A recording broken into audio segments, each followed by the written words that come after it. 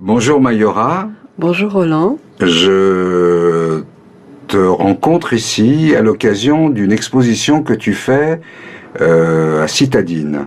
Est-ce que tu peux nous préciser un petit peu le cadre de cette exposition? Ça se passe donc effectivement au Centre d'art des Citadines. Il se trouve que les plusieurs dernières années, beaucoup d'Eurovilliens, beaucoup de personnes me disaient tu nous as pas montré ton travail depuis très longtemps. En même temps, aux Citadines me disaient quand viens-tu? Donc j'ai dit bon voilà, il y a une synergie, faisons une exposition. C'était pas évident parce que je savais pas trop quoi montrer, si je montrais seulement ce que je fais maintenant, ce qui se passe maintenant, ou le cheminement de mes 10 dernières années à Paris. Donc finalement, c'est ce que j'ai décidé, les 10 dernières années du cheminement de cette période française, on va dire, parisienne. D'accord. Voilà.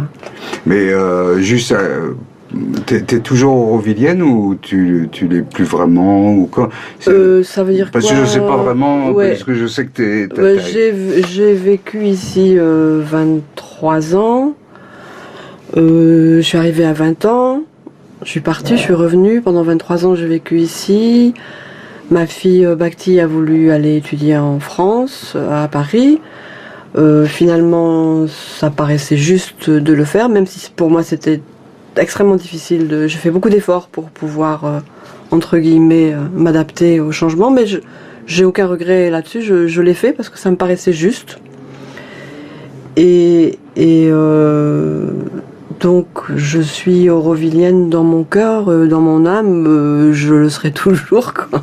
Que même si je venais plus pendant 1000 ans, je serai eurovillienne, quoi. Ouais. Parce que c'est quoi être eurovilien? Ben, c'est un peu la question que j'ai envie de te poser je pense en tant qu'artiste, si je peux me permettre. En quoi ouais. Auroville et cet esprit aurovillien, enfin ce qui te rapproche d'Auroville, t'inspire dans ta Ouais. création? Déjà, tu me dis en tant qu'artiste, j'ai tendance à ne pas dissocier les différents aspects de moi-même, si je peux dire ça.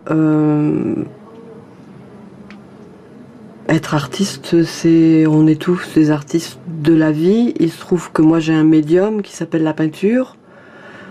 Pourquoi celui-là, pourquoi pas un autre, ça on ne sait pas. C'est une réalité qui s'impose, en tout cas aux personnes. Donc je pourrais pas parler. C'est comme un tout. Donc je sais plus la question d'ailleurs.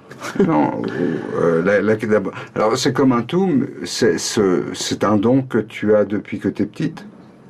Ou c'est quelque chose qui Oui, s'est construit? non, c'est quelque chose que. Bon, comment dire?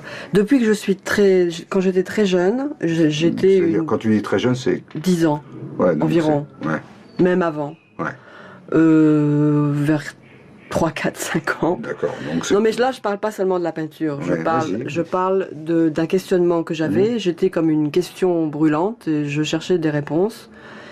Et j'étais très, très, très attirée, sensibilisée, nourrie par tout ce qui était artistique. Que ce soit la poésie, la musique, la peinture. Euh, Principalement ces trois. Ça me nourrissait, ça me parlait. Je trouvais dans ça, je trouvais des réponses dans tout cela. Et ça me donnait une nourriture. Je trouvais une authenticité. Je cherchais peut-être tout simplement une authenticité ou un sens de la vie. Et je sentais que dans ces personnes qui créaient, que ce soit la musique, la poésie ou la peinture, je sentais une vérité comme un don d'eux-mêmes à quelque chose d'autre. Et ça m'intéressait beaucoup. Voilà. D'accord. Et puis petit à petit, j'ai écrit aussi beaucoup de poésie que j'ai arrêté.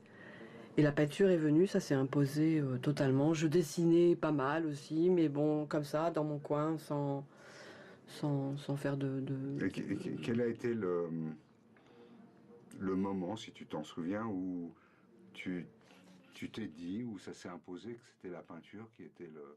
C'était